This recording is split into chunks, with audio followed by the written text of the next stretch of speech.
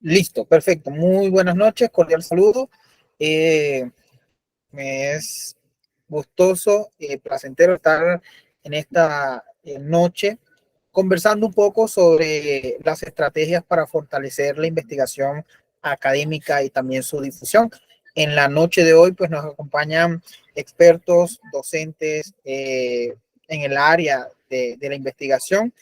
Y nada, esto es más que todo una parte de lo que nos compete como investigadores, ¿no? Ese quehacer científico, académico, de compartir saberes. Y precisamente este espacio, patrocinado y auspiciado por Eureka Consultores desde Perú. Un gusto pues tener al magíster Pedro Ramírez, quien es el director de Eureka Consultores, al estimado doctor Vidal Sáenz, también ha sido docente, investigador, ex decano de la Universidad, de la Facultad de Humanidades de la Universidad Central de Venezuela, y el ingeniero Luis Moreno, que también funge como coordinador en el área de la ciencia de datos y estadística en Eureka Consultores. Bueno, entonces este espacio, pues tenemos a partir de este momento 15 minutos para cada uno de ustedes. La idea central de este conversatorio es, desde la experiencia de nuestros invitados en la noche de hoy a Plaxis, conversar cuáles han sido esas estrategias que han podido implementar para fortalecer sus investigaciones, fortalecer sus trabajos de investigación, sus asesorías a sus estudiantes, a sus cercanas personas, pues quienes desean seguir mejorando lo relacionado a la investigación. Entonces, iniciamos con mi estimado magíster Pedro, quien tomará la palabra, luego el estimado doctor Vidal Sáenz y finalmente el ingeniero Luis Moreno. Tienen 15 minutos. Como le digo, esto es libre, podemos conversarlo a partir de que ustedes ya finalicen las sesiones, o perdón, su disertación. Vamos a dejar las preguntas de último para de pronto no intervenir, lo pueden ir dejando en el chat y al finalizar, pues dentro de 40-45 minutos podemos disertar con los ponentes, ¿de acuerdo? Entonces, muchísimas gracias, bienvenidos a cada uno de los presentes. Le cedo la palabra a mi estimado magíster Pedro Ramírez. Adelante, mi estimado. Realmente es Vidal, entonces le voy a dar paso a Vidal, que primero va a intervenir, ¿oíste? Estamos en ensayo, no hay problema. Gracias. Gracias Pedro, gracias a la Dirección General de FIES. Bueno, buenas noches a todos, agradezco la invitación que me han hecho y me siento muy halagado de participar con ustedes en el conversatorio durante el día de hoy, denominado Estrategias para fortalecer la investigación académica y su difusión. Y tal como acaba de mencionar el director general de IFIE, pues hoy vamos a hablar temas muy particulares. En este caso, el alineamiento que me dieron a mí, vamos a hablar sobre lo que es la difusión dentro de lo que es el mundo de la investigación. Y más que todo, vamos a centrarnos en el caso mío, vamos a hablar sobre lo que es la redacción de los artículos científicos. Pero previo quiero hacer una contextualización de todo esto y me voy a permitir presentar dos láminas. Vamos a ver si la conexión, los formatos y todo esto nos lo permiten. Así que voy a colocar acá, voy a seleccionar una lámina en PowerPoint. Espero que se pueda comportar bien la presentación. Ya la cargué. Y ahí empezamos. Espero que estén viendo la primera parte. El conversatorio del día de hoy, estrategia para fortalecer la investigación académica y su difusión. Pero antes yo creo que debo hacer como un preámbulo. Y quiero hablar sobre lo que es el conocimiento científico. Que en pocas palabras, vamos a verlo. Están viendo la lámina, ¿verdad? Sí, señor. Perfecto. El conocimiento científico es el equivalente a información. Y como tal, pues la información es producto, es el resultado de un proceso que nosotros llevamos de una manera sistemática en el tiempo actual, y que es también producto de un proceso en el tiempo pasado al tiempo actual. De manera que tengamos esto primero en cuenta.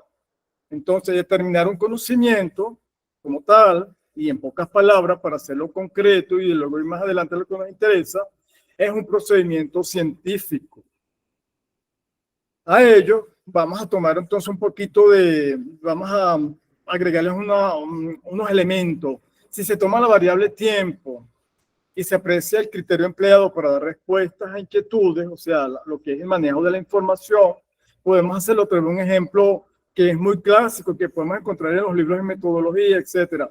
Como lo vemos actualmente, un evento particular, como pueden ver en la lámina, en la parte del medio dice, ¿cómo podemos nosotros asumir una catástrofe natural o social? Si lo vinculamos con lo que he estado mencionando anteriormente, con el tiempo en el pasado y el tiempo en el presente, el manejo de la información ha ido cambiando. De manera que si vemos una catástrofe en el tiempo, hace cientos de años atrás, o muchísimo tiempo, el grupo humano podría definir que la catástrofe fue producto de algo mágico. Es algo subjetivo, no tenía mucha explicación, sino ocurrió y eso fueran las consecuencias. Si nos vamos a un tiempo más reciente, pues van a empezar a coexistir formas de definir qué fue lo que pasó con un evento catastrófico, sea natural o social. Ahí podemos ver. Entonces se pueden agregar otros elementos en las verdades. Pues se maneja de un punto de vista para algunos, fue algo mágico, otro lo ven de algo religioso, fue el castigo del cielo, etcétera. Y hay otros que lo empiezan a ver de otra manera y empiezan a pensar un poco más de qué es lo que está ocurriendo. De manera que podemos llegar hoy en día que cuando vamos a ver un evento particular, hay un grupo definido, que en este caso es el académico, que lo representamos nosotros y lo vemos de otras perspectivas, pero existen formas de coexistencia, de ver las cosas. Están los grupos que lo verían de una manera mágica, están los grupos que lo ven de otro tipo, que puede ser una respuesta de tipo religioso, y está un grupo que decidió moverse bajo otros paradigmas, que es el mundo científico. Lo vemos como con otra perspectiva, con una mirada de objetividad, en donde hay una serie de situaciones que ocurren una tras otra, que permiten dar respuesta sobre algo particular. Dicho esto, entonces voy a pasar a la segunda lámina. Bien, en este caso están viendo la segunda lámina, ¿cierto? Sí, señor. Perfecto. En la figura del medio pueden ver lo que es el artículo académico. ¿Por qué yo quiero hablar del artículo académico? Porque he estado hablando del conocimiento. El artículo académico... ¿Aló? No se estaba viendo yo. Ahora sí se ve. No. Bien. Aún no. No se ve. Vamos entonces a salir de aquí. Vamos. Y ahora... Ahora sí. Está, sí. A modo de presentación, pues lo limitó aquí entonces la parte animada que tenía de la figura. Bien, ¿qué tenemos en una figura? Tenemos en el punto central lo que es el punto de interés de la conversación en el caso mío, que es un artículo académico. ¿Cómo lo podemos definir? Bueno, podemos hablar que es un documento, a grosso modo, ¿verdad?, que expone de una manera sintética, de una manera concreta, una divulgación o de unos resultados que pueden ser de manera total o parcial de una investigación. Toda ella desarrollada en el marco de un campo de conocimiento y destinado a un grupo particular, a una comunidad, en este caso de investigación académica muy particular. Pero ¿qué es lo que quiero yo señalar con todo esto? Fíjense, en la figura podemos ver que normalmente cuando escribimos a las revistas, ellas nos dan una serie de lineamientos y todas coinciden en una buena medida, ¿no? Podemos ver en la lámina que los artículos tienen introducción, nos exigen que presentemos una metodología que se emplea, otras revistas suelen pedirlo bajo otros términos que pueden ser materiales y métodos, dependiendo de la investigación. Nos piden que presentemos dentro de ellas los resultados. Luego, la discusión, que pueden ir unidas en algunos casos y en otros no. Nos piden que presentemos las conclusiones y, por supuesto, que la acompañemos con las referencias. También, se me pasó un poco al inicio, quería haber dicho, normalmente todos los artículos que están en revistas que son de tipo académico, porque están indexadas, son arbitradas, etcétera, nos piden previo que la acompañemos con un resumen y como suele ocurrir en la introducción, de una manera concreta, presentamos el planteamiento del problema, contextualizamos el sujeto de la investigación y presentamos el objetivo del trabajo del artículo. Uno de los elementos que hay que considerar, que creo yo que ocurre mucho cuando uno está haciendo de árbitro en los artículos, es un detalle que dentro de lo que es la redacción y la semántica son el uso de los tiempos verbales, que es lo que yo destaco acá en esta discusión del día de hoy, en esta conversación. Porque la dinámica de la lectura del artículo puede significar un resultado particular para quien lo lee. Y en el momento que se arbitra o uno lo revisa, la conjugación de los verbos, que es la parte de la redacción, puede generar algunos conflictos en el momento de la evaluación, y el que no lo evalúa, pero lo está leyendo, puede generarle confusión. Y luego de un recorrido particularmente, digamos, extenso que hace el investigador, y normalmente para los que empiecen a hacer estas tareas dentro del mundo de la formación académica, son detalles que pueden generar frustraciones o debilidades o inconvenientes. Entonces, podemos ver en la lámina que de cada una de las secciones yo la acompaño con una palabra, fíjense. En el resumen, es como una condición que deberíamos tomar en cuenta, que la redacción del trabajo debería estar en tiempo pasado, y eso tiene su significado, y ya lo vamos a ver más adelante. Porque en el caso de la introducción, todo lo que yo redacte en ese punto, es recomendable que lo hagamos en tiempos verbales que estén en presente, para que le den sentido al discurso que yo estoy llevando adelante. En el caso de la redacción del artículo, en lo que es la metodología, los materiales y métodos, es condición necesaria que lo estemos redactando, lo que allí se presente en tiempo pasado. Los resultados, en algunos casos, en revistas que nos piden resultados y discusión, dependiendo de los objetivos de la publicación, el resultado es bueno, es necesario que lo presentemos con redacción en los tiempos verbales en pasado, en tanto que la discusión quede en presente, las conclusiones queden en presente, y ahí se me escapó una palabra que no va al caso, que dice discusión. ¿Qué significa eso? La parte que es muy particular, que es el aporte de quien escribe el artículo, en este caso, que es lo que quiero destacar en este momento, es que entre los resultados de la discusión, el hecho de que yo lo redacté en pasado y la discusión está en presente, redactar los tiempos verbales en presente significa cómo yo me impongo, pues vamos a decir que esa palabra se puede usar, cómo yo demuestro, cómo yo aporto, qué es lo que yo quiero decir con mis expresiones en los verbos en tiempo presente. Es una forma de yo conectar lo que yo hice a lo que yo creo. De manera que entre la discusión y las conclusiones, el discurso es lo que da el estilo, es el que le da el peso al aporte del trabajo en el artículo científico, en el artículo académico que yo estoy haciendo. Y el resto de la contextualización de la redacción que yo hago entre el artículo es el que le da sentido de lo que es el transcurrir de la investigación en la medida que lo vamos leyendo.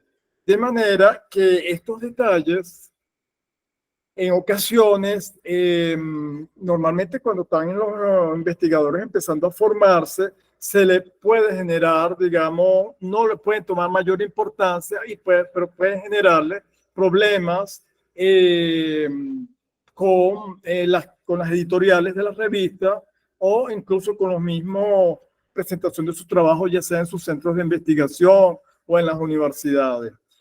Normalmente, algunas revistas lo toman en cuenta, lo colocan dentro de sus lineamientos de cómo deberían presentar el artículo en su revista, pero no todas hacen el énfasis, de manera que en cuanto no vemos con certeza o no vemos con de manera explícita la solicitud del uso de la redacción en los tiempos verbales, yo creo que estos pequeños tips van a dar como fortaleza a lo que es la presentación de un trabajo de investigación, porque el discurso y lo que vaya a aportar el investigador en la parte neurálgica de la presentación del trabajo, como lo representan los resultados de la discusión con sus conclusiones, es lo que da sentido, peso y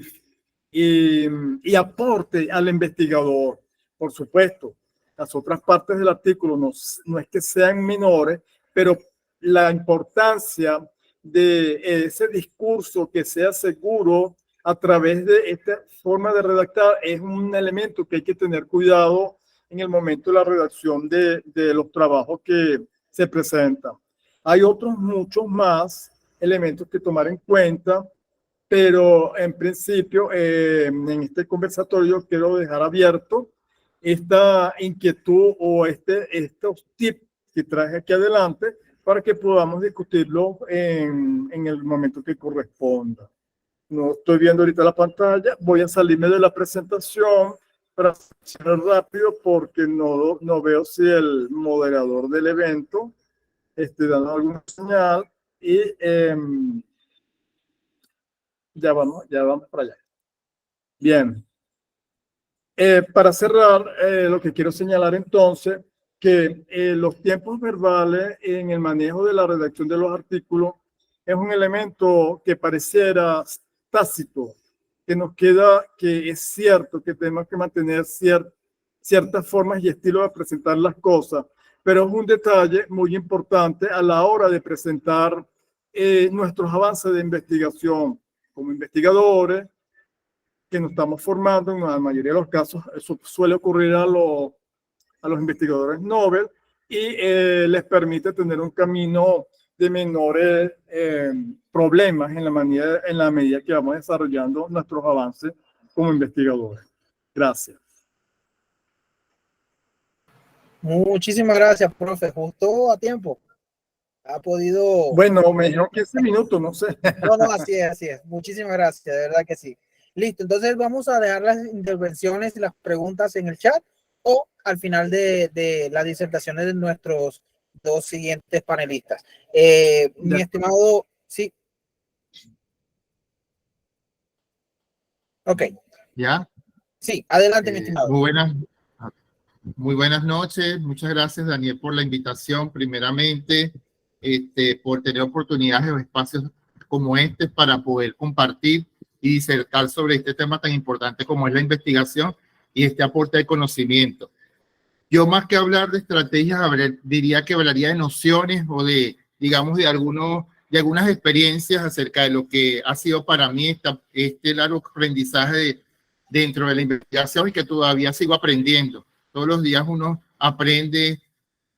Yo le vengo a disertar algo y capaz aprendo a ustedes también algo a través de las preguntas, ¿no? Complementando, antes de entrar a las láminas, que estoy tratando de sintetizar lo más que pueda la información que quiero traer, porque son muchas cosas las que pudiera conversar, pero disertando algunas cosas de esas estrategias que hablaba en el discurso el profesor Vidal. Hay cosas que entender, como por ejemplo la extensión de los párrafos. Hay gente que tú ves en los artículos unos párrafos de 15, 16 de líneas. Las extensiones deben de estar entre 5 como mínimo a unas 10, porque las revistas ya desde algún momento nos descantan eso. En el tema del título, debe tener de 12 a 15 palabras.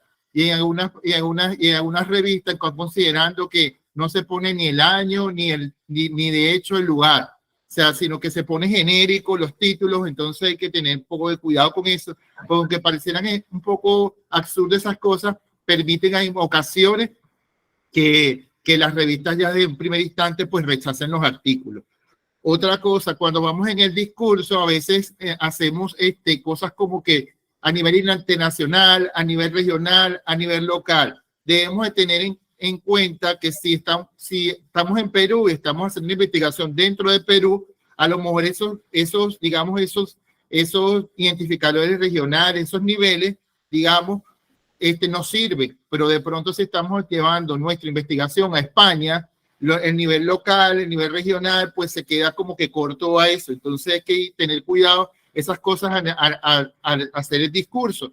Y lo otro, que en una tesis podemos hablar de objetivos generales y objetivos específicos, pero en el artículo se habla de un solo objetivo, el objetivo del estudio o del propósito del artículo, ¿no? Esas cosas quería como que afinar un poco en el discurso de Vidal y quería ir hacia entonces a presentar algo. A ver si me permite rápidamente.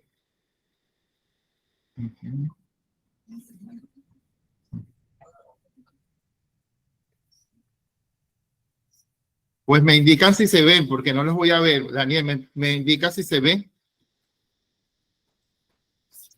Sí, sí, señor. Sí se ve. Sí se ve.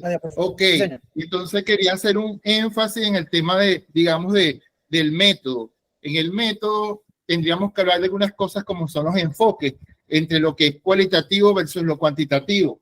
Pues una dialéctica que siempre ha existido entre esos dos enfoques.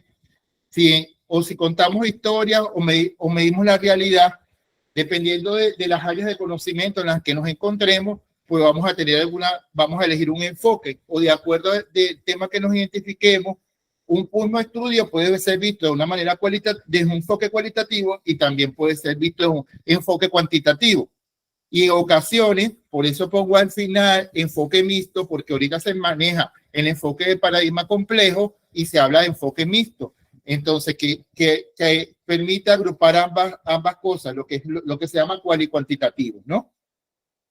Entonces, esto es uno de los autores. Pueden haber muchísimos autores. Quise colocar Manuel Caneres Cerrón, que dice que hay 3 enfoques que corresponden a los diseños de investigación, distintos y no articulables entre sí, dice él. Yo difiero, por lo que le decía que ahora existe la transdisciplinaridad, y en esto hablamos del enfoque mixto, en lo que se unen ambos enfoques, pero hay que tener mucho cuidado al hacer estos estudios mixtos. Entonces, desde lo cuantitativo podemos hablar de un pensamiento estadístico, desde lo cualitativo hablamos de un pensamiento discursivo y dentro de lo ético un pensamiento integrado, ¿no? Definidos a través de una muestra que son los materiales y los instrumentos de observación y el análisis. Ok, rápidamente para poner en contexto acerca de algunas ideas principales de lo que sería el enfoque cuantitativo, decía anteriormente que era un pensamiento estadístico, permite medir la realidad, no a los sujetos, individuos, sino a sus propiedades. O sea, ¿qué quiere decir? Que estudia el fenómeno.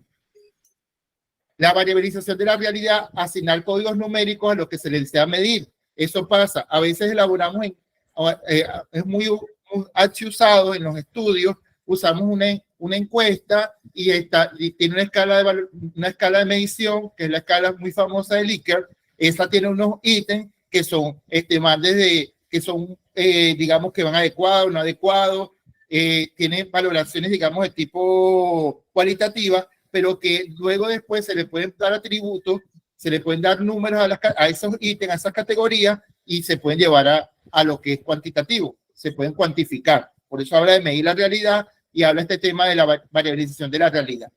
Y por último tenemos el modelo de la observación que neutraliza la ideología del observador y el contexto del observado, ¿ya? Lo cualitativo, sin antecedentes en ciencias naturales, exclusivo en ciencias sociales. Lo cualitativo es un enfoque usado netamente por las ciencias sociales. Sabemos que las ciencias naturales van por el paradigma positivista y es el paradigma cuantitativo. El pensamiento discursivo es traducir los significativos de la realidad, la observación de fenómenos, sujetos e individuos, cuyos códigos de lenguaje significado deben traducirse. Lenguaje y significado son cosas características de lo cualitativo. No hay un observador externo que impone códigos, sino que recoge estos códigos directamente de la realidad. Y se dice que lo cuantitativo es más objetivo y que lo cualitativo es más subjetivo, y hay cierta dialéctica entre esas cosas, ¿no? Ahí lo dejamos, cada quien puede tener una postura y ahí lo dejamos al debate. Cada quien tiene, digamos, siempre desde el objetivo que tenemos de hacer el artículo, vamos a poder definir pues el enfoque, y desde el enfoque vamos a poder definir cuál es el método a abordar dentro de nuestro artículo científico. Por ejemplo, si estamos hablando de un enfoque cuantitativo, estaremos usando bastante el tema de la herramienta estadística. Si estaríamos hablando de un enfoque cualitativo, podríamos estar usando estudios de casos, digamos, pues, entrevistas, formales, semiformales, semi-elaboradas, elaboradas, de todo este tipo, focus group. Existen una cantidad de estrategias y existen software que sirven para lo cuantitativo, como el caso de CPS, entre otros, que lo va a hablar más el estadístico, y en el caso de cualitativo, el Atractiv. ¿Por qué quería detenerme esto? Porque así como comencé en el principio a hablar de lo cualitativo versus lo cuantitativo, a veces hay que tener claro desde el establecimiento de nuestro título cuál es el nivel de investigación que vamos a tener. Si estamos en presencia de un título, de un objetivo que inicia por describir, identificar o caracterizar, estaríamos ante una investigación de tipo descriptivo. Pero si encontramos nuestro objetivo relacionar, determinar, estaríamos hablando de un nivel correlacional o relacional, causal. Y si iríamos a otro nivel, iríamos a un nivel explicativo cuando estuviéramos hablando de estudio de un fenómeno en el sujeto como tal, ¿no? Entonces, buscando un poco ese método, hablando de eso, de esa parte neural, digamos, dentro de los artículos, aparte del objetivo y el establecimiento del método, si no tenemos claro el método, que es el camino hacia llegar a unos resultados o que nos va a permitir cumplir con el objetivo, entonces difícilmente vamos a poder llegar a un feliz término de nuestro artículo científico. Luego de eso, ya que podemos, como hablamos de la redacción, que comienza en una idea, una teoría, una hipótesis, pues entonces de allí partimos. Luego vamos a escribimos nuestro manuscrito. Tenemos una propuesta de artículo, escribimos al editor de la revista. Antes hacemos una búsqueda previa de la revista que se identifica con lo que nosotros deseamos publicar. Luego de ese proceso viene la revisión por pares ciegos, que son de 3 a 5 expertos. Eso depende de cada revista. Y bueno, por último, una decisión por parte del editor. Eso lo podemos ver un poquito más al detalle acá, que reciba nuestro manuscrito. La revista tiene una decisión. Esta decisión, en principio editorial, puede tener un rechazo condicionado a revisión por autores, lo que llaman algunas veces revisiones menores, y luego la decisión editorial de aceptación directamente. Si puede estar condicionado a revisión como autores, vuelve a hacer una recepción de manuscrito. ¿Por qué? Porque hay una segunda revisión, ¿no? Luego tenemos que también puede de alguna otra manera haber una decisión editorial, y el editor, antes de mandar a sus pares, puede pedir la revisión externa, porque de pronto no domina el tema, no domina el método, entonces pide un especialista que pues le revise externamente fuera del consejo editorial que tiene o de los árbitros que pertenecen a la revista, que están dentro del staff. Y luego, entonces de allí parte una decisión editorial que puede ser rechazo condicionado o una aceptación. Ese es básicamente, digamos, el proceso a grosso modo, digamos, que cumple, luego que ya tenemos estos manuscritos, que hemos cumplido con todas esas pautas que nos dice Vidal, eso que hemos establecido, que tiene un método, que tiene un objetivo, que tiene un título bien, todo eso está bien coherente, está relacionado. Y luego pasamos a lo que sería lo que hablamos de la difusión. Ya tenemos el manuscrito, hemos mandado a la revista, nos han publicado. ¿Qué pasa después de allí? ¿Cómo gestionar estas publicaciones científicas? Si estamos en presencia de un artículo, pues vamos a publicar en revistas indexadas. Si estamos en presencia de un libro, de un capítulo de libro, lo vamos a someter a procesos editoriales. Si estamos ante una ponencia, lo vamos a hacer en eventos y congresos científicos. Y si estamos ante un blog o un post en redes sociales académicas, lo hacemos a través de las predicciones de las redes. Entonces, bueno, tenemos algunas redes generales como son LinkedIn, Twitter, Facebook, Instagram, que son más que redes sociales. Existen redes académicas como lo son Richard Gay, académicas, que son las que son las considerables que tienen mayor interacción. Por eso aquellos gestores que estén comenzando, gestores nobles, deben comenzar a alimentar sus perfiles en ResearchGate, académica, de modo de poder no quedar en publicar y morir, que quede hasta allí. La idea es que su investigación pueda ser difundida, porque de hecho usted hace una investigación o hace un artículo para dejar un aporte. Entonces, tenemos las redes académicas de contenido, que bajo una interacción, que bueno, son los ORCID, los Scholar, el Scopus, que depende de la variante o lo que vaya a buscar, pero se puede decir que la red por excelencia de interacción es ResearchGate, ¿no? Y por último, quería no hablar, y no menos importante, porque esté de último, quería hablarle de Simago. El Simago es un ranking mundial donde usted puede acceder y buscar por países cada una de las revistas, tanto en Scopus como en la GOS o como en Cicielo. O sea, que a la hora de usted publicar están por categoría: economía, biología, ciencia, geografía, economía. O sea, usted puede ir buscando, filtrando de tal modo, y puede encontrar la revista, puede ver las citaciones, puede ver la posición dentro de cada país, y entonces usted puede hacer esa búsqueda y puede ir decantando, buscando la revista, y después cada espacio pues usted puede acceder a la página web que tiene cada revista y puede ver puede haber la periodicidad, que si es cuatrimestral, si es bimestral, si es mensual, si es continua, del modo que se publica cada revista y puede avanzar más en este tema de la investigación. Pues acá, déjame dejar un poquito de compartir. Creo que dejé de compartir.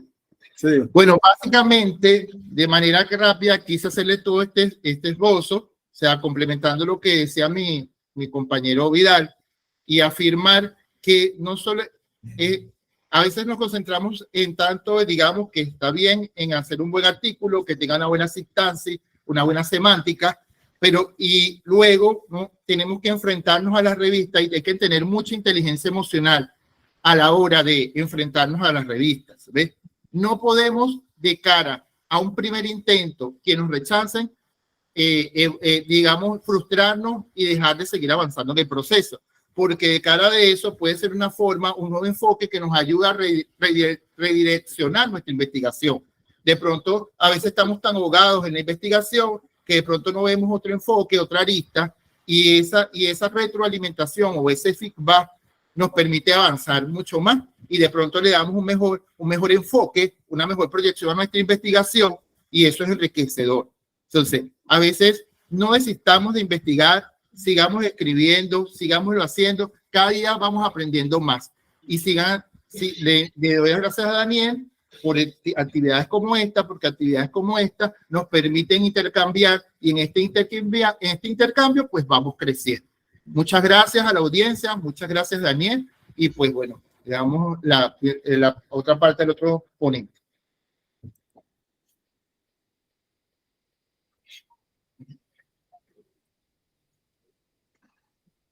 Hola, buenas noches. ¿Me escuchan? Sí, ¿Me pueden buenas escuchar? Sí, Sí, sí. adelante. Ya, ok. Muchas gracias. Ante todo, buenas noches. Continuando en la línea de lo expuesto tanto por Vidal como por Pedro, vamos a conversar una vez que ya hayamos definido nuestro enfoque metodológico, nuestros instrumentos, nuestras herramientas, pues vamos a la parte de la recolección de los datos, su transformación en información, y todo esto lo hacemos a través de herramientas de tipo estadístico. Haremos un breve paso de nuestras clases de estadísticas. Sé que lamentablemente tenemos una especie de sesgo, porque cuando hablamos de temas de estadística, análisis de datos y de cosas, mucha gente hace una mueca de recuerdos no muy gratos, ¿no? Sé que de repente es una de las partes más complicadas, porque podemos dominar el tema de la investigación, pero tal vez no sabemos cómo seleccionar la herramienta más adecuada de análisis. Les tengo una mala noticia: no hay una receta mágica. No hay una idea, hay algo muy general. Este es un tema que siempre hemos conversado con Pedro, cada caso es único. Ciertas similitudes y nos permiten tener una noción sobre cuál va a ser la herramienta a utilizar, pero lamentablemente no hay una receta mágica. Recordando que tenemos la estadística tiene dos grandes ramas, estadística descriptiva e estadística inferencial. En la estadística descriptiva recopilamos los datos y analizamos una serie de medidas de tendencia central como media, moda, mediana, medidas de dispersión, medidas de simetría o sesgo, o medidas adicionales como la kurtosis, y es solamente para tener una idea general para describir el conjunto de datos que estamos analizando. No podemos concluir en base a ver si el promedio de la serie de datos A me da 3.5, no puedo decir que como el promedio del conjunto B es 3.4, este es mayor que este. No. Esas serie de opiniones las podemos hacer posteriormente en la estadística inferencial. Voy a compartir la pantalla. Permítanme un minuto.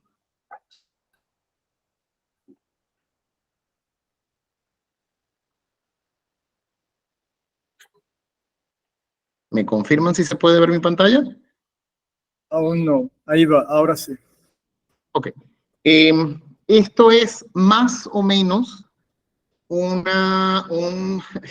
brevísimo resumen de las posibles técnicas de análisis estadístico inferencial dependiendo del tipo de variable. Cuando tenemos variables del tipo cualitativo, combinaciones de cualitativo con cualitativo, automáticamente vamos a chi cuadrado. Cuando tengo combinaciones de cualitativo con cuantitativo, dependiendo del tipo, puedo usar TestStudent, Mann-Whitney, ANOVA o Kruskal-Wallis. Cuando tengo cuantitativo con cuantitativo, tengo dos opciones solamente. Correlación de Pearson, si los datos siguen una distribución normal, es decir, si es de tipo paramétrico, y cuando los datos no siguen una distribución de tipo normal, que para eso hay adicionalmente unas pruebas de normalidad, pues hacemos una correlación de Spearman. Como dije, esto pudiese variar en el sentido de que yo pudiese decir, como lo comentó Pedro, en el caso de las escalas de Likert, bueno, mi distribución o mis datos son de origen cualitativo, pero gracias al uso de la escala de Likert, yo lo transformé en cuantitativo.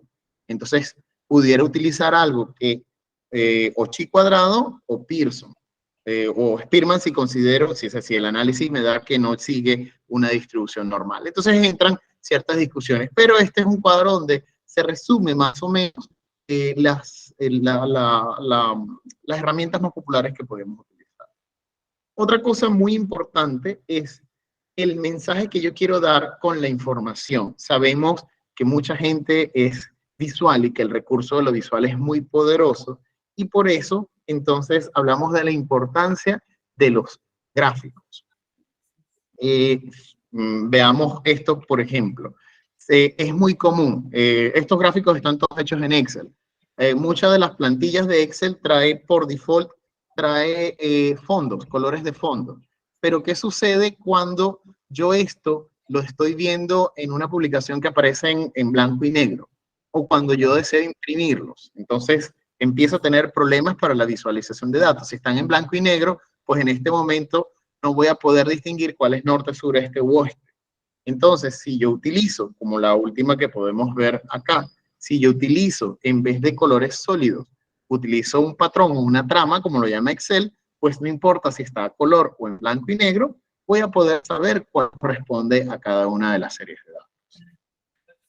Aquí coloqué como una curiosidad histórica. Esta es la primera representación de un gráfico circular que salió en el año 1801.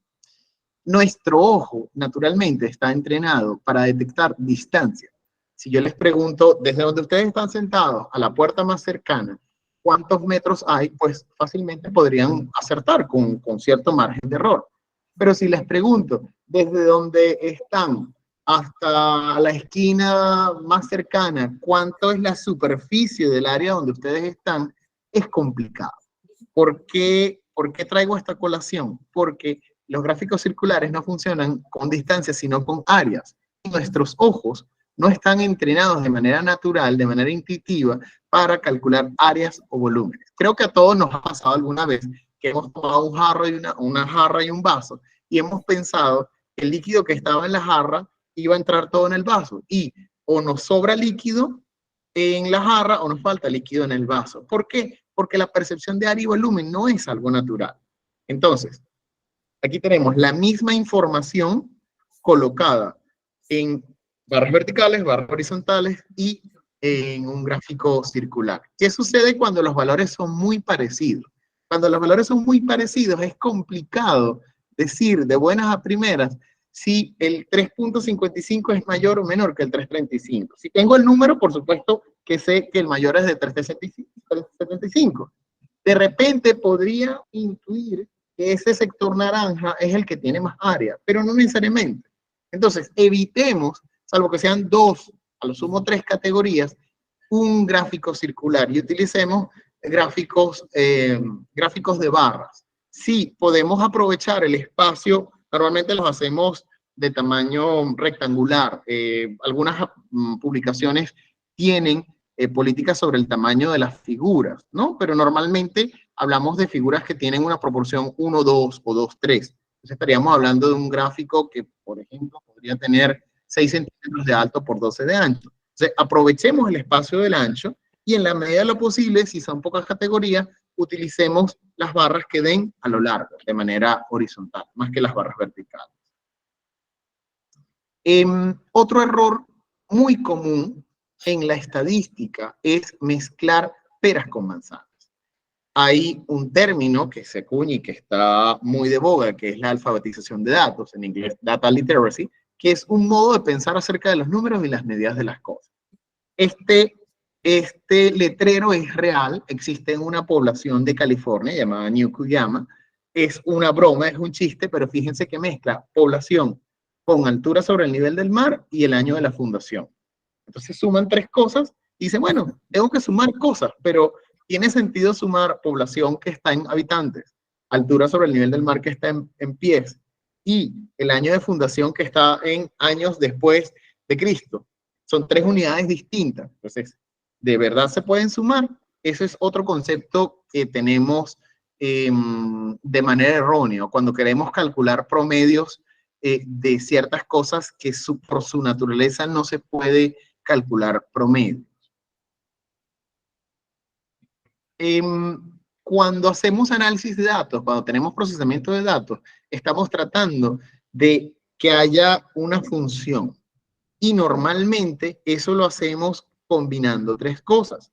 Una narrativa, bien sea oral o escrita en el caso de una publicación, el apoyo de los visuales, que son tablas o gráficos, y los datos, que es lo que alimenta mi investigación. Entonces, en función de lo que yo quiera lograr, puedo explicar narrativa más datos, que es lo que normalmente hacemos en la estadística descriptiva, con los datos y las visuales, que es lo que intentamos iluminar, que la persona pueda comprender el fenómeno que estamos explicando. Tal vez pudiera no conocer del tema, pero al ver un gráfico y ver una barra más grande que otra, podría entender, o un punto que está más alto que otro, podría entender, algo pasó entre el antes y el después, entre el grupo A y el grupo B, que tienen valores distintos. Y cuando combino la narrativa con visuales, estoy entreteniendo en el sentido de que capto la atención de las personas que están leyendo la publicación o asistiendo a la disertación sobre un cierto tema. Cuando logro unir las 3 cosas, logramos contar una historia con nuestros datos y logramos llevar a cabo un cambio que andábamos buscando. Al fin de cuentas, cuando yo hago una investigación, yo intento lograr algo, un fin, un propósito. Y si lo logro, de alguna manera estoy generando un cambio, estoy sentando un precedente. La intención es poder utilizar nuestros datos, el apoyo visual de tablas y gráficos, y la narrativa, bien sea oral o bien sea escrita, según estemos en una disertación o en una publicación científica, para lograr ese cambio. Las historias son herramientas efectivas para transmitir la historia humana. Basta que usted le diga a su vecina o vecino, le cuente un chisme, pues dejará de hacer lo que está haciendo y vendrá corriendo para enterarse del chisme. Para inspirar el cambio necesitamos que entiendan nuestra historia, pero para poder entender, para que los demás entiendan la historia, uno tiene que entenderla, más allá de la perspectiva de una persona que conoce el tema, sino es ser empático en ese momento y pensar en términos de alguien que puede tener cierto dominio del tema y escribir pensando en el lector promedio, no en vamos a llamarlo, en las referencias del tema, o sea, no pensando en una autoridad de clase mundial, sino pensando en un lector con un grado de conocimiento promedio sobre el tema. Las personas quieren una evidencia del análisis que hay detrás. Con el dato apalanco mi opinión. Si yo vengo y digo, gracias a la aplicación de este método, he logrado identificar que los niveles de, digamos, ansiedad del grupo experimental han disminuido en un 75%, y esta proporción, esta diferencia, esta variación, luego del análisis estadístico, me da que es significativo.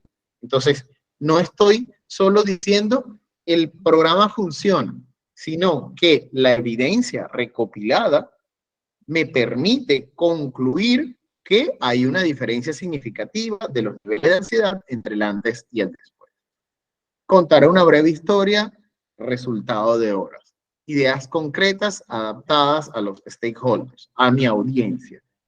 Tal vez es, digamos, muy común que la investigación que yo haga para la tesis doctoral la aproveche y la haga en una disertación o la haga en una publicación científica. Pues, aunque es la misma investigación, son los mismos datos, tal vez el enfoque que le dé en la presentación de la tesis doctoral no necesariamente es la misma que la que le voy a dar en la publicación o en la disertación. Entonces, debo pensar cuál es el enfoque, cuál es el público objetivo para poder redactar de manera adecuada, enlazando esto un poco con lo que comentó Vidal al comienzo de esta disertación.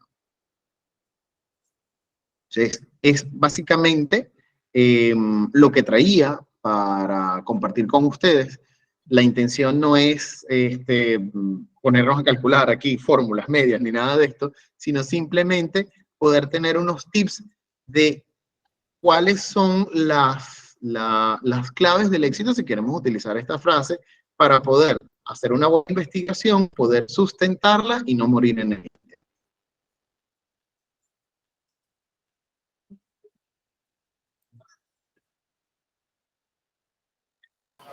Muchísimas gracias, mi estimado Luis. Realmente muy interesante, muy buena la presentación que nos han hecho los tres en esta noche. Bueno, voy a darle paso a aquellas personas que quieran intervenir, quieran preguntar. Hay estudiantes de pregrado, si no estoy mal, de la Universidad de Manaví, invitados por la doctora Jacqueline.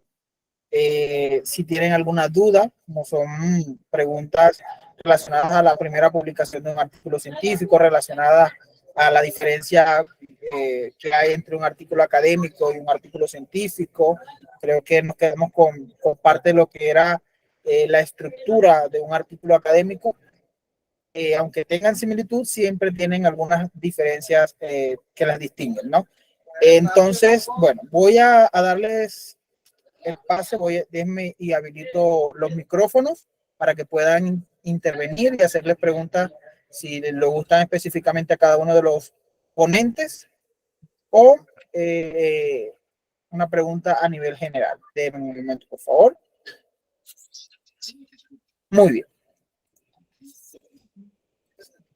Tengo la manito levantada, entonces por acá había una manito levantada. Olga. Adelante, Olga.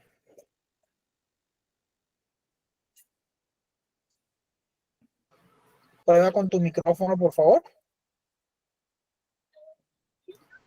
Bien, mientras Olga logra solucionar, le doy el pase entonces a Enzo Mendoza. Muy buenas noches a todos. Muchas gracias a los exponentes, ¿no?, por compartir el conocimiento que nos han brindado en sus magistrales exposiciones. Tengo una pregunta, ¿no?, una duda que tal vez a muchos tesistas o estudiantes de pregrado que han realizado alguna investigación, ¿no? Sea tesis de maestría o tesis para la licenciatura. ¿Cómo se puede volver esta investigación científica académica en un artículo científico, ¿no? Y cómo se puede compartir, porque obviamente el realizar este tipo de investigaciones es arduo, ¿no? Y es grande el material, los datos que se tienen, y muchas veces me he topado con editoriales que, o bueno, con algunas, por lo menos en mi país, en Bolivia, que piden datos actuales, ¿verdad? No datos pasados de una gestión anterior. Entonces, ¿cómo un investigador Nobel, que estaban utilizando ese término, puede transformar esas investigaciones pasadas a actuales para ya presentarlos en algún artículo científico, ¿no? Muy buenas noches, muchas gracias, esa es mi consulta.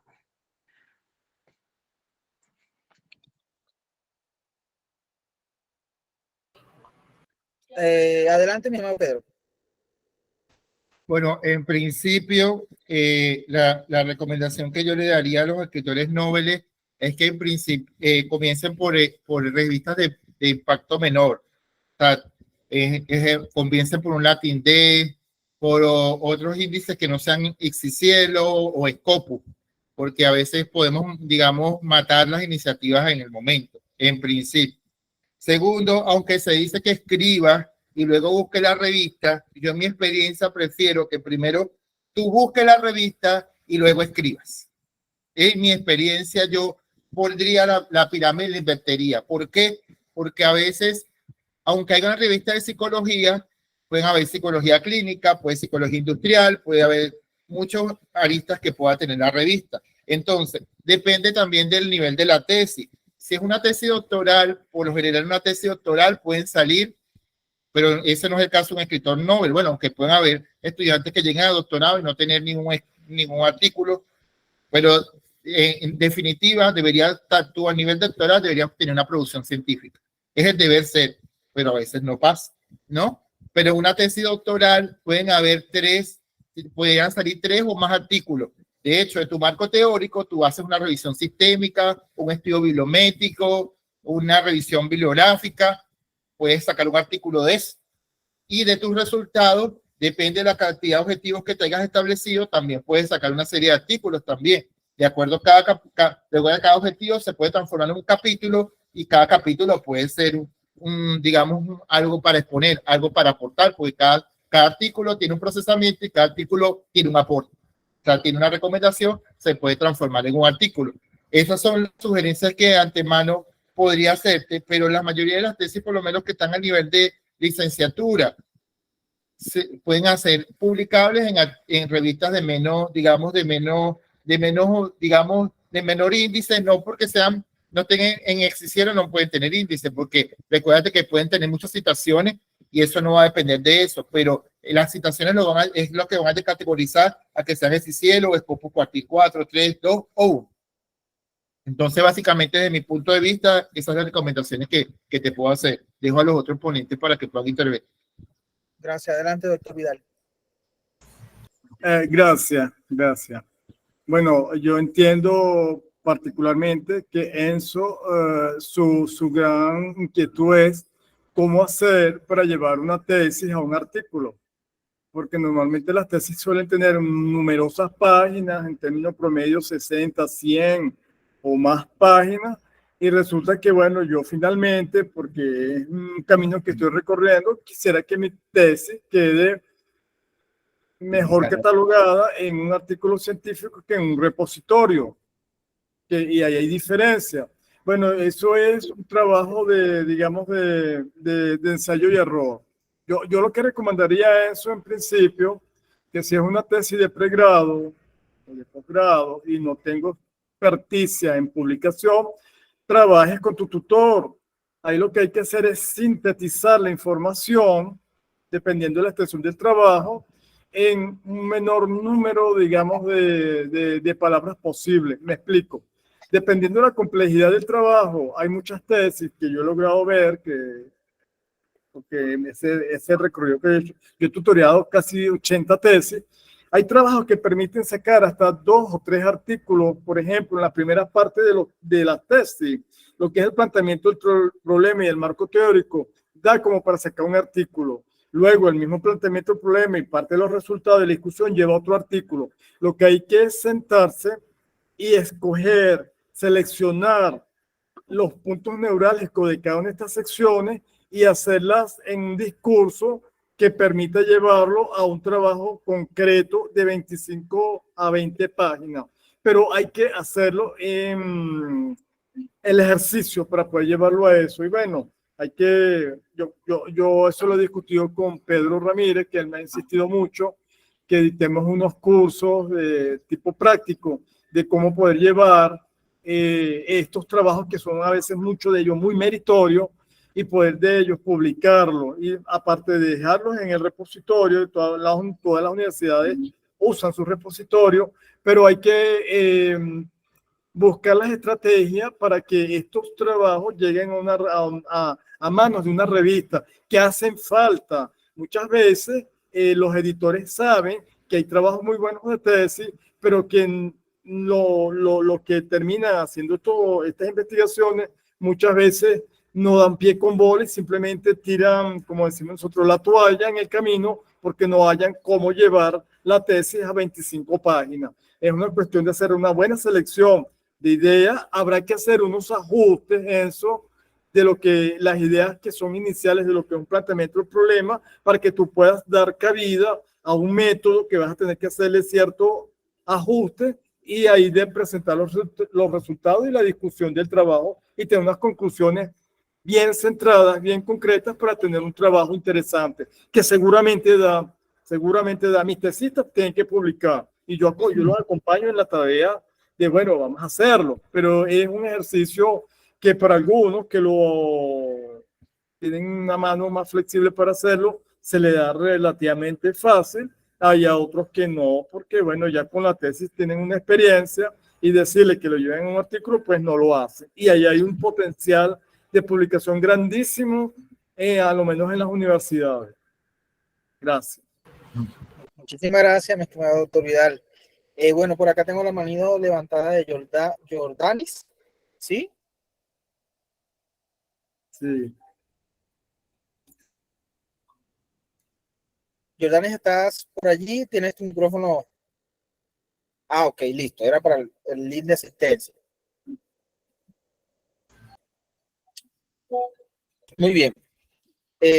Por acá tengo una pregunta de Yulei Rojas. Nos comenta por el chat que actualmente es estudiante de la maestría en combinación de tesis y docente universitario con un trabajo de ascenso, mención publicación. Me interesa poder publicar los resultados de mi trabajo de ascenso. ¿Tendría que buscar publicarla en revistas de pedagogía? No sé si la respuesta me ha quedado. Lo que pasa es que si nos comparte por lo menos el título de la investigación, podríamos darle mayores impresiones de este trabajo de censo, porque así es como quedará en el mar. Desde mi perspectiva. Si tiene la posibilidad de activar el micrófono y darnos de pronto un contexto de lo que estás investigando, pues sería crucial, ¿no? Para poderte responder a esa pregunta.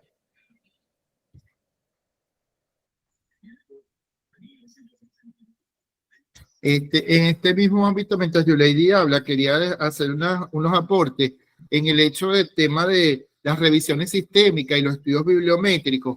Ahorita hay que tener un poco de cuidado en esos estudios porque realmente las revistas ahorita no los están considerando, porque como no los cuentan como índices, digamos, entre los índices para poder crecer las revistas, esos estudios están quedando como que los ponen ahí al final, 1, 2 o 3. Entonces, váyanse a la hora de escribir más por artículos originales. No quiere decir que los artículos bibliométricos no tengan una prensa, pero tienden a hacerse más cuando son temas novedosos o temas poco estudiados. Entonces hay que tener esas consideraciones allí a la hora de escribir. Era algo que quería acotar. Entonces que diga, creo que Jordanis había visto allí. Sí. ¿Jordanis?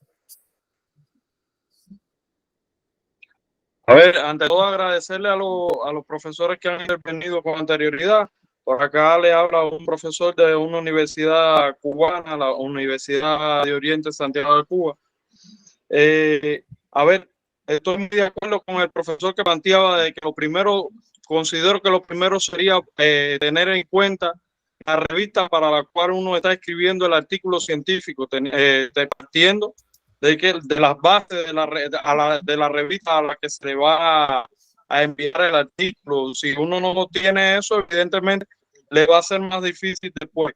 Y lo otro, hacer bien la revisión, como explicaban el resto de los profesores, de un texto científico que sirvió para una maestría o un doctorado, o fue el resultado de una maestría o un doctorado, pudieran salir bien 1, 2 o 3 artículos perfectamente. Todo está en la selección del contenido que haga el investigador y la capacidad de análisis y resumen que tenga este investigador.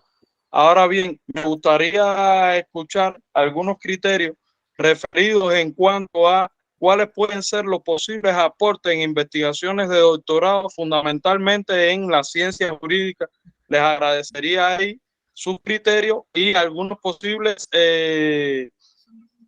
literatura o bibliografías que se pudieran emplear para determinar estos elementos. Gracias.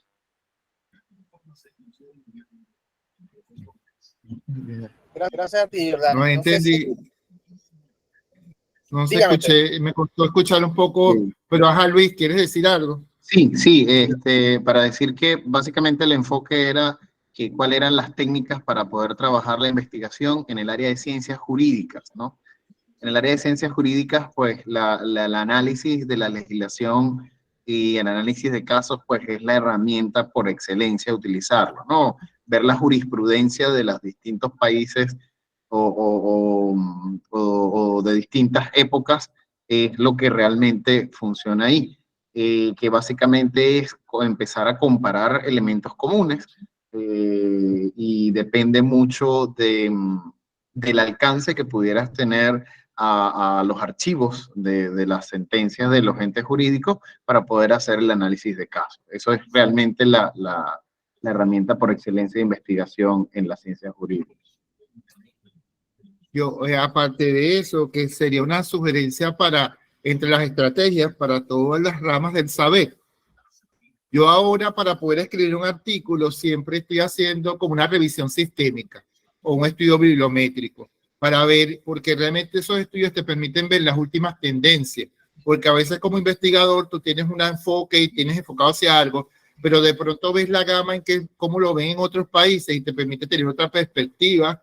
Y de ahí en el estudio bibliométrico tienes unos antecedentes, algunos artículos que consultar y eso te puede decir. Y afianzando un poco lo que dicen en la ciencia jurídica, lo que pasa es que en la ciencia jurídica hay un enfoque muy cualitativo del estudio del discurso, pues el estudio del discurso, la hermenéutica y toda esta parte es bien importante en la ciencia jurídica. Y también habría que ver, es muy amplio el tema de la ciencia jurídica porque las ramas del derecho tienen muchas variantes, ambiental, penal, jurídica, civil, sea derechos humanos, entonces depende de cada área. Yo lo que te recomiendo es que hagas un estudio bibliométrico de las variables que tú quieres ver dentro de esa área de estudio y ver cuáles son las últimas tendencias de conocimiento, porque ahorita las revistas tienen como que esa palabra, los editores, innovación, lo nuevo, innovador, creativo. Entonces, entre esas cosas para ofertar algo que no sea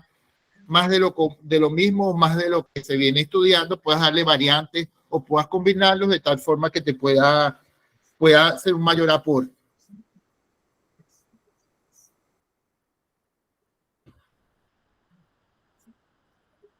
Bien. Gracias. Tengo por acá la manito levantada de Víctor. No sé, estimado doctor Vidal, si va a dar respuesta a lo que comentaba Jordanis. Sí, pero vamos a esperar que Víctor primero intervenga porque él estaba antes que yo. Listo. Adelante, Víctor. Sí, hola.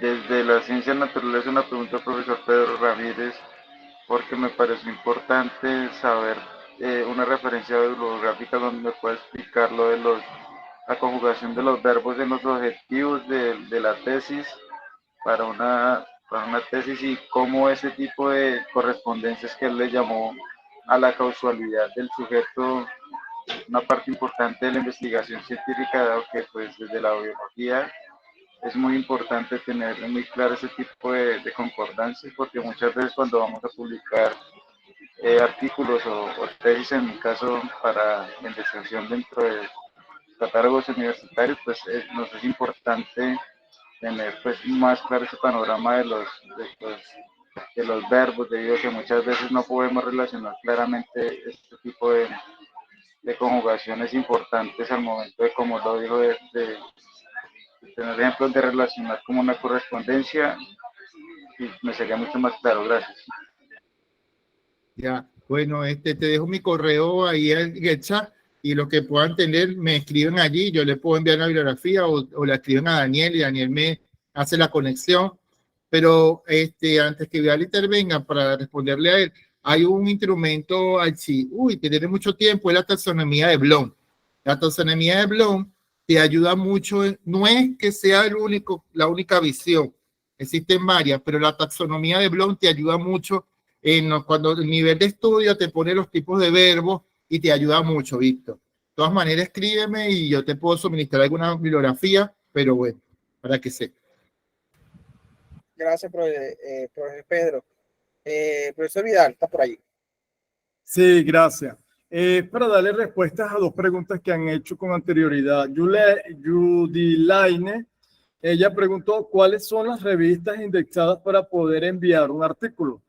Bueno, yo le puedo decir a ella que todas las revistas universitarias son indexadas y arbitradas, es decir, ya sirven para publicar allí todas, porque normalmente hay un acuerdo de tipo, digamos, internacional o un acuerdo de tipo científico de cómo mantener un protocolo para recibir materiales de su publicación. Así que si tú buscas en estos indexadores vas a ver cualquier cantidad de revistas y ellas te van a servir. En el caso de Yulei Rojas, que ella es la que mencionó el de la Dirección General, que se me olvida su nombre, ella dice, actualmente soy estudiante de maestría en combinación de tesis y docente universitario en trabajo de ascenso. Y pregunta, ¿tendría que buscar publicar en revistas de pedagogía? Bueno, yo supongo que por lo que mencionas, ¿eres docente? Por supuesto que sí, busca revistas de pedagogía. Pero ¿cómo saberlo? Bueno, normalmente si tú te vas a estos grandes indexadores, por ejemplo, Redalit, tú vas a ver montones de revistas de pedagogía y todas ellas se presentan. ¿Cuál es el objetivo de la revista? El área de educación, el área de pedagogía, el área de las ciencias ambientales, el área de la administración.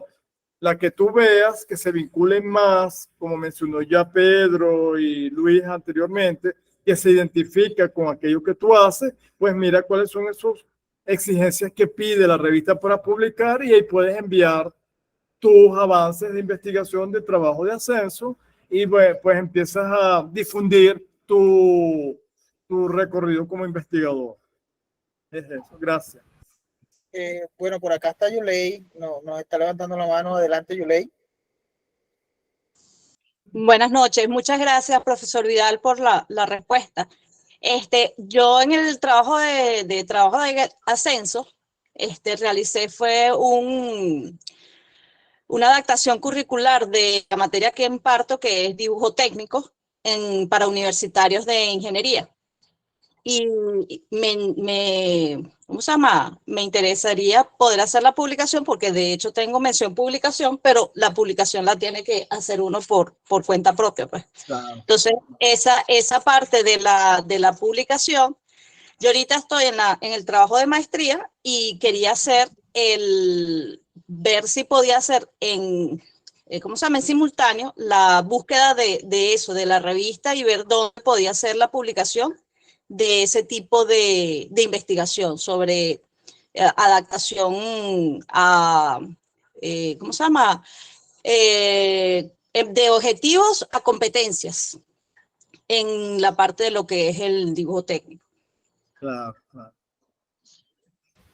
Bueno, gracias por su respuesta y bueno, buscaré, le iba a preguntar también, ¿es recomendable que inicie con revistas nacionales? Yo vivo en Venezuela. ¿O podría igual buscar a nivel internacional sin inconveniente? Entonces sería mi primera publicación. Así es. No habría problema en que sean nacionales e internacionales, totalmente, todo te daría experiencia. Y lo otro es que también es una investigación aplicada, que desde el punto de vista también pudiera haber revistas, hay revistas no solo educativas, sino transdisciplinarias, que pueden abarcar varias temáticas, y entonces a lo mejor lo pudieras hacer. Lo que siempre yo como les recomiendo es que primero tenemos que comenzar a gatear, después comenzamos a dar los primeros pasos y después corremos. Entonces, vamos, como lo decía Vidal, hay revistas de las universidades que están comenzando y que podemos ir rankeándonos hasta llegar a un cielo y llegar a un scope. Es mi recomendación que le daría a YouLady y a todos, pues, para que vayamos haciendo ese camino paso a paso. Bueno, yo pudiera agregar, Yulei, bueno, en la universidad donde estás trabajando, busca qué revistas tienen en circulación, y si no, empiezas a averiguar con las revistas de las otras universidades nacionales o que tengan esa línea de pedagogía y educación, sean transdisciplinarias, y bueno, revisas que han publicado artículos que sean parecidos al tuyo, y ahí te animas a ver dónde la publicas. Bastante oferta hay para dónde publicarlo, y lo que tú tienes que ver, los intereses tuyos, cómo los acoplas con alguna de ellas, de esas revistas. Muchísimas gracias, Ya, el profesor Pedro y al profesor. Yo quiero responder a la pregunta de Ángel David Longa. Él dice que él que actualmente es estudiante de pregrado de la Universidad del Valle. Como monitor tengo planeado para el 2024 incentivar a los estudiantes a conformar nuevamente grupos de estudio, el semillero. El COVID-19 hizo que estos espacios desaparecieran en el programa de contaduría. Así que le pregunto, desde su experiencia, ¿cómo se podría incentivar o seducir a los estudiantes para crear nuevamente estos espacios? Digo que incentivar, eso de seducir es como que, no sé, se oye como un poco fuera de lugar. Pero yo diría que lo primero es que la investigación no es algo que nace de afuera hacia adentro, sino es de adentro hacia afuera. O sea, primero tiene que haber deseo en la persona de investigar, porque no es la investigar es una pasión, partiendo de allí, ¿no? Pero si puedes crear estrategias que de alguna manera le hagan romper ese paradigma a las personas de que la investigación es algo difícil, que no es para todos, y eso lo puedes hacer de los espacios educativos. Espacios como estos, puedes irlos haciendo desde tu universidad. Primero, conforma a la gente, dale herramientas, enséñale, para que las personas pueden. Yo siempre digo que hay como unas herramientas de liderazgo. Primero, yo le digo cómo lo hace. Luego le digo, voy con él y lo hago con él. Y luego entonces lo suelto y lo superviso para ver cómo lo hace. Y luego ya lo suelto solo, lo dejo que él lo haga solo. ¿Entiendes? Entonces eso también aplica para este tipo de cosas. Esa es la estrategia que pues yo te doy. O sea, primero fórmalo, luego hazlo con él, luego déjalo que lo haga y lo supervisa y luego ya suéltalo. Eso sería la mejor estrategia que pudieras hacer ahí dentro de tu semillero, pues, desde mi recomendación. Muchísimas gracias, profesor Pedro. Yo sí quería consultarle al profesor Luis Moreno. Bueno, sé que con Atlas Clean, la última actualización que hicieron está fusionada con inteligencia artificial, lo cual pues es bastante innovador y ahorra un poco del análisis cualitativo. Pero en la parte estadística, lo mencionaba, la estadística descriptiva y la estadística inferencial, pueden las herramientas de inteligencia artificial como Claudette, ChatGPT, Bing, BART, poder interpretar esos resultados, esos datos. Sí y no. A ver, te explico. Recordemos que las inteligencias artificiales darán respuestas tan acertadas como tan acertado sea el prompt o instrucción que tú le des. Entonces, si tú le explicas, tengo un conjunto de datos, A y B, le das la data y le dices, necesito saber si existe una diferencia significativa entre las medias de estos dos, el ChatGPT o BART o cualquiera de estas inteligencias que no sean específicas para análisis de datos, tal vez usen una prueba, vamos a decir, por ejemplo, TestStudent, pero previamente no hagan un análisis de normalidad para ver si corresponde o no usar TestStudent u otra. Entonces tendría que decirle, verifica si los datos son normales. Si eso pasa, pues entonces utiliza esta técnica para que me deje el resultado. Yo he hecho la prueba 2 o 3 veces y no siempre el resultado, o sea, digamos, están diseñadas para generar texto. Pero en cuanto a operaciones matemáticas complejas, pues tiene sus fallas. O sea, de repente le digo, vuelve a generar la respuesta y al tercer intento podría darme el cálculo que realmente necesito. Entonces, pudieras es pedirle que te diga, quiero hacer esto, ¿cuál es el paso a paso? Entonces, tal vez que no te haga la operación, pero pudiese ilustrarte. Preferiría más que utilizar, digamos, una herramienta de inteligencia artificial para hacer el cálculo, es tal vez para redactar la conclusión. Pudiera decirle, tengo 2 conjuntos, hice una prueba de diferencia de medias, utilizando TestStudent. El TestStudent me dio, no sé, 5.74 y la significancia me dio 1.18 por 10 a la menos 16. ¿Qué significa eso? ¿Cómo puedo interpretar eso? Entonces él de repente te va a, te puede decir, bueno, mira, como te está dando una diferencia, un p-valor o significancia menor a este valor, puedes decir entonces que sí existe una diferencia significativa entre el grupo A y el grupo B. Sí, tú aplicaste, si la diferencia entre el grupo A y el grupo B es que tú aplicaste un tratamiento y digamos estás midiendo la tensión arterial, pues entonces puedes decir que el tratamiento es efectivo para la disminución de la tensión arterial.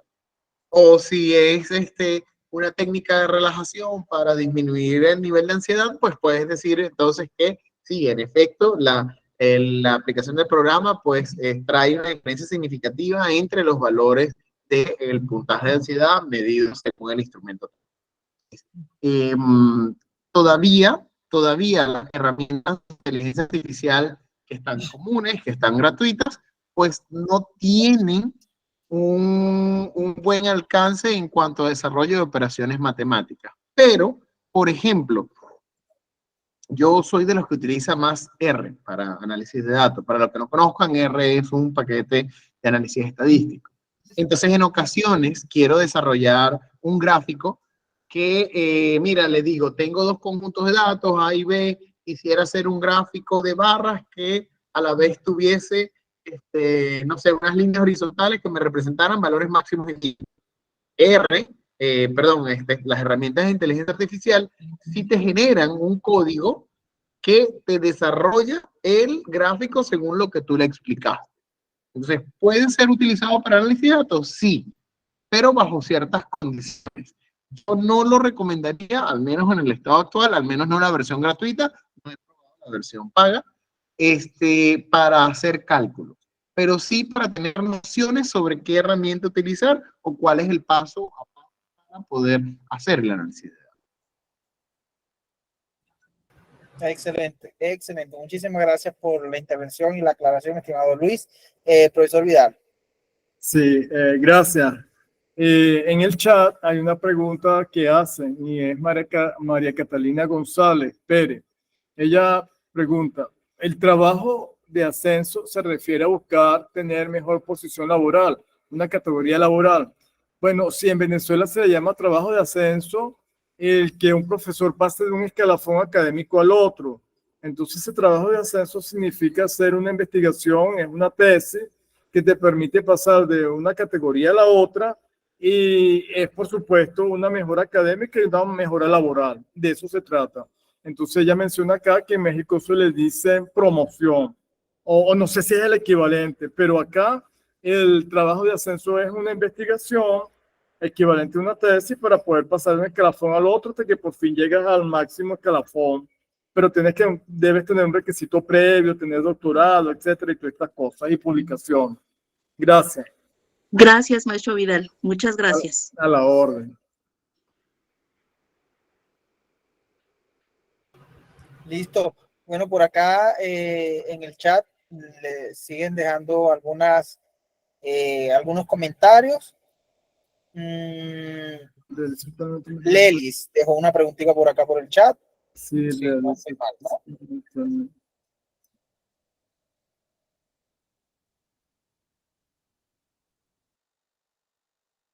Por el chat, para quienes no se han registrado la asistencia, pueden hacerlo y les voy a dejar nuevamente el enlace.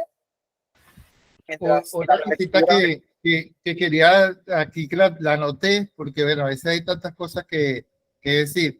Hay como que unos elementos clavos para identificar o ver que hay una concordancia entre digamos, entre el objetivo y el método que vamos a obtener en nuestras investigaciones, ¿no? Por ejemplo, cuando hablamos de investigación cualitativa, hablamos de categorías. Y cuando hablamos de investigación cuantitativa, hablamos de variables. Y se usa una matriz en cualitativo que se llama una matriz de categorización.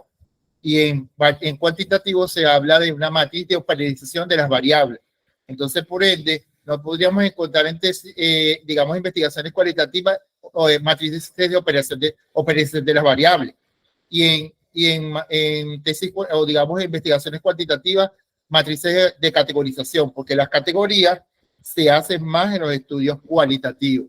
Entonces hay que tener cuidado a veces en los términos que se usan a la hora de redactar en cada una de los productos académicos. Ahí decía la intervención hecha de Giordani Vidal, que él decía, y entendiendo un poco más, porque como no se le entendió cuando él expuso, ¿no? O sea, cuando él hizo su exposición, él realmente lo que estaba diciendo es que qué aporte puede tener una tesis doctoral a la ciencia jurídica. Pues, obviamente, todas las tesis doctorales tienen que tener aporte a cualquier ciencia. Claro. Ese es el objetivo, pues. Olvidar, pues tú puedes igualito intervenir más allí. Ah, ok. No, pero también para responder la pregunta de Leli. Bueno, sí, yo vi la pregunta, pero aún no la entendía. Ya la tesis doctoral es un aporte y en las áreas de ciencia jurídica el aporte debe estar evidenciado. Debe haber un problema muy sutil que no se sabe manejar, pero que a través de un proceso de investigación de una tesis doctoral en el área de la ciencia jurídica, pues da respuesta a algo que ha sido una inquietud, una duda dentro de los procesos, digamos, de lo que es el mundo jurídico en el país que se esté haciendo. Pero normalmente las tesis doctorales, aunque sean chiquititas, el aporte está y ahí ya es significativo. Lelis dice lo que mencionaban hace un rato, ella actualmente hace una investigación cualitativa en el paradigma naturalista, interpretativo, fenomenológico, y los expertos con que ella trabaja le dicen que no recomienda la utilización de programas para la triangulación, saturación y todos esos pasos que corresponden para generar resultados. Y tienen razón. Normalmente quien hace la investigación cualitativa, que yo no la trabajo porque tiene sus particularidades, es el investigador que se sumerge en su trabajo y debe sensibilizarse con lo que está haciendo. Un programa puede que, como programa al fin y al cabo, tú le incorporas la información y te va a dar un resultado. Pero es la particularidad del investigador quien finalmente va a dar el matiz, va a dar la orientación, va a dar el sentido de respuesta a su investigación. No sé si hayan programas cualitativos, no los conozco, pero lo que mencionaron los asesores es muy cierto. Esa triangulación, esos pasos que corresponden, ya quedan en manos del investigador y bueno, este tipo de herramientas puede que ayuden, pero no lo van a hacer. De eso se trata. Bueno, yo creo que Luis también puede intervenir ahí, pero yo ya, lo que pasa es que el Atlas-TI es digamos, el software que está para lo cualitativo, lo que te permite es establecer las categorías y te puede hacer algunos análisis, pero recuerda que la triangulación es tu resultado, el antecedente y tu opinión. O sea, esa es la triangulación en una tesis cualitativa. Entonces, no puedes obviar tu opinión porque digamos que los antecedentes ya existen y lo que estás obteniendo debe ir con tu aporte, porque realmente eso es lo evidente en una en una investigación cualitativa. Entonces, al igual que lo cuantitativo, como lo decía Luis, tienes un dato duro, pero también que, o sea, puedes decir, la correlación fue positiva, fuerte, influyó. Sí, ya sí influyó, porque la hipótesis nula se rechazó y la alterna y la hipótesis alterna se aceptó. Pero ¿con qué se come eso? ¿Qué me quiere decir eso? ¿Entiende? Ahí donde está el sustento de la investigación. Recuerda que la estadística o digamos los programas son una herramienta. O sea, tú como investigador debes interpretar ese dato. También para complementar la opinión de Pedro, caso muy común, y en estos días lo conversaba con Pedro en un caso, una investigación donde tú haces digamos, la relación entre dos variables, A y B. La literatura, casi toda la literatura que consultas te dice que A y B tienen una correlación positiva. Tú haces tu análisis y, oh sorpresa, para tu muestra, no te da esa correlación, te da que son independientes. Entonces, ¿cuál es el aporte del investigador? Muchas veces dicen, nada, la fregué, ya esto no lo puedo publicar, esto no sirve. No, para nada. Porque recordemos que la investigación es, tomo una muestra, analizo, comparando con mi experiencia, con mi formación, pero también con los antecedentes, emito conclusiones. Y es perfectamente válido que no me dé, pero el camino de mi investigación entonces va a tomar un pequeño giro, donde yo voy a tener que buscar, intentar explicar por qué no da. Por ejemplo, resulta que no me di cuenta y que tal vez mi muestra, el tamaño de mi muestra, no sea el adecuado o tiene algún sesgo. O en las investigaciones que yo estoy revisando, son investigaciones de hace bastante tiempo, y bueno, resulta que los fenómenos han cambiado y entonces ya no está esta relación de A y B, sino que muestra medida independiente. O que pudiese tener algún factor sociodemográfico, mi muestra, que no consideré, que tal vez haga que sea válida solo para personas de cierta edad, socioeconómicos o socioculturales, o en sociedades donde predominen ciertos valores, o también tengo que tener en cuenta que tenemos en las investigaciones, tanto cuantitativas como cualitativas, tenemos algunas paradojas, como por ejemplo, la más conocida quizás, la paradoja de Simpson. Resulta que, ¿qué dice la paradoja de Simpson? La paradoja de Simpson dice, cuando tengo datos sin agrupar, puedo tener una tendencia, digamos que es una correlación positiva fuerte, pero cuando yo esa muestra la subdivido en grupos que podrían ser, por ejemplo, rangos de edad o niveles socioculturales, o sorpresa, para cada uno de estos grupos la correlación es fuerte, significativa, pero no positiva, sino negativa, o independiente. Entonces, cuando la analizo, la segmento, tiene un comportamiento, pero cuando la veo como una muestra, como un todo, pues tiene un comportamiento diferente. Entonces, eso puede suceder en la investigación. Entonces, en la medida que yo tenga en cuenta eso, pues pudiese ir bien parado de algo que pensé que no iba a suceder. Si la mayoría de las referencias bibliográficas me indican que hay una correlación, pues yo esperaba que mi muestra lo hubiera. No la hubo, pues ahora mi enfoque debe ser hacia dónde o cómo explico que mi muestra sea diferente, se comporte diferente a lo que comportan la mayoría de los investigadores. Muchísimas gracias, mi estimado profesor Luis. Bueno, para ir ya finalizando, voy a darle la palabra a la compañera, a la participante Valeria. Valeria está por acá, ¿sí?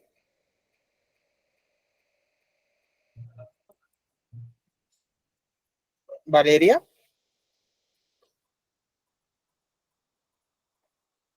Ok, bueno, entonces dejo por acá un comentario que nos deja el usuario de Revista Información Científica relacionado a Los resultados negativos también son publicables, indican que las investigaciones o los investigadores han tomado un camino a seguir o que corregir.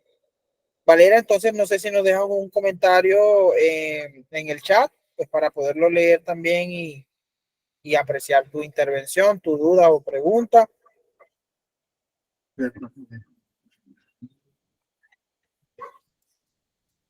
Luis, en el chat, Yulei te publica algo para ti.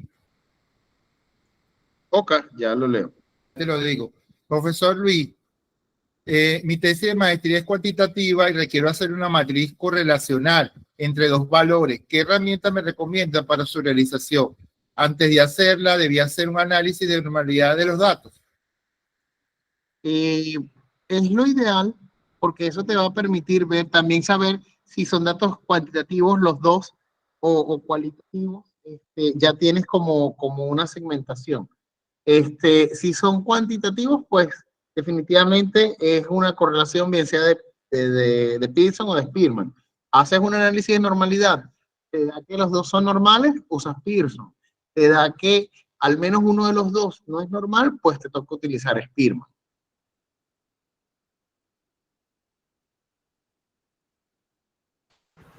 Gracias, profesor Luis. Que quería decir era, Daniel, cuando ahí está diciendo Dani que algunos artículos te derivan en programas, estrategias, depende de la rama de conocimiento. Eso de programas, estrategias se dirigen más a los tesis de educación. Siempre las tesis de educación diagnostican y al final generan una estrategia, un programa y un plan dentro de tus artículos de investigación. Si nos fuéramos a la tesis si nos fuéramos a los artículos de medicina, la estrategia es diferente. Ellos hacen estudios de casos y a lo mejor su muestra puede ser tres personas, pero son 3 casos de una problemática que sucede. Entonces, de acuerdo aquí hablamos en impresiones generales y si podríamos hablar de cada una de las áreas de experiencia, especialidad de cada uno, del doctor Vidal, del ingeniero Luis, de mi persona. Entonces, como decir que abarcar todas las áreas casi que es imposible, porque obviamente, pero lo que hay que entender y en mi última recomendación es que cuando vayan a publicar, muy allá de lo que nosotros podamos expresar, que son verdades que hemos logrado a través de la experiencia, hay un manual que debemos respetar y es las normas de publicación de cada revista. Eso tenemos que cumplirlo sin ecuanó, porque nosotros podemos tener tanta cantidad de artículos, podemos tener mayor libros o muchas otras cosas, pero si no respetamos las normas de la revista, pues nos van a rechazar el artículo. Entonces, como hacer una lucha estéril entre demostrar entre lo que yo sé o lo que no sé con los editores, sin hacer un primer paso como es eso. Y lo otro, respetar como un tema ético el tema de la plagio, el plagio de los documentos. O sea, hay que tener cuidado porque son 2 de los criterios más importantes al primario de las revistas. Es el formato y el plagio. Si esas 2 cosas no pasan al principio, no puedes continuar dentro del proceso. Entonces hay que tenerlo bien claro eso. Entonces, siempre revisen las normas de la revista, el objetivo de la revista y además descarga a veces artículos. Nosotros a veces tomamos, vea Vidal y Luis, queremos escribir una revista donde hay un artículo, descargamos unos 2 o 3 artículos que están en la revista. A veces nos encontramos por sorpresivamente que no respetan ni siquiera las normas. Puede pasar, muchachos, puede suceder, pero bueno, tratemos de cumplir en lo máximo de lo posible la revista. Y como lo dijo Luis, lamento decirle que no existe una receta mágica, solo experiencias y bueno, más nada que decirle de mi parte y que aportar. Gracias, profe Pedro, por esas últimas recomendaciones que son importantes y hay que obviamente tenerlas presentes al momento de enviar un artículo, porque si no se ajusta a las normas de la revista, eso es una causa de rechazo indudablemente. Palabras finales de nuestro... ok, bueno, tenemos una intervención acá de la profesora Jacqueline. Adelante, profe. Bueno, muy buenas noches, soy la doctora Jacqueline. a los profesores Vidal, Pedro, y cuál es el otro chico que es más jovencito. En verdad, de corazón, le doy las gracias, porque a través del amigo Daniel, realmente nos están fortaleciendo el conocimiento. Unido aquí mis estudiantes de acá de la Universidad Técnica de Manabí, están aquí acompañándonos y han hecho muchas preguntas, unos que otros, también otros profesores. Y realmente para mí ha sido un placer y me siento muy orgullosa de ustedes. Gracias por fortalecer el conocimiento, por tener aquella paciencia, porque yo lo he vivido también de estar a estas horas, que uno está de descanso, ustedes, pero aquí estamos con el amor a la investigación y a todo ese proceso de investigación que hace falta para seguir nutriéndonos en estos procesos académicos y bueno, muchísimas gracias, los felicito, soy venezolana también, profesor Vidal, no sé si Pedro también. Bueno, y gracias por todo. A usted, profesora. Muchas gracias. Muchísimas gracias, mi estimada doctora Jacqueline. Un gusto también tenerla en esta sala. Bueno, para finalizar, las palabras o algunas recomendaciones de nuestro estimado ponente, el profesor Vidal. Bueno, ya el profesor Pedro ya nos indicó algunas cositas, el profesor Luis, para finalizar entonces la disertación, la charla hoy relacionada a las estrategias que de alguna u otra manera pues ayudan a fortalecer la investigación académica y nos permite difundirla de la manera más adecuada. Palabras finales, mi estimado doctor Vidal.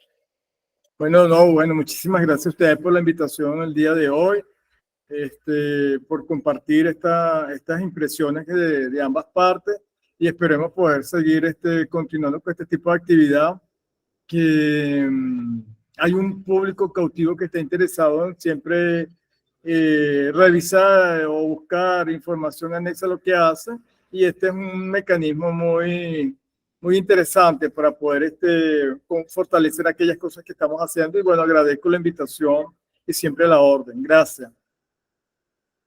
Muchísimas gracias, mi estimado profesor Luis. Bueno, ante todo agradecer el tiempo de todos los demás. Sabemos que estas últimas horas del día, pues normalmente estamos dedicados a la casa, a la familia, y ya venimos cansados de la jornada, así que de verdad que el esfuerzo es bastante evaluado. Con respecto a la recomendación, pues mira, felizmente el Internet ha permitido tener cantidades increíbles de datos disponibles. Podemos practicar con repositorios, con data abierta, con data que ya la gente ha investigado, ha analizado y podemos comparar. De esa manera podemos desarrollar y comprender cuál es el uso adecuado de ciertas técnicas estadísticas y poder comparar mis resultados con los de otras personas. Obviamente, si mi pregunta de investigación es la misma e utilizo las mismas herramientas, pues las conclusiones, mis resultados numéricos y por tanto las conclusiones deberían ser las mismas.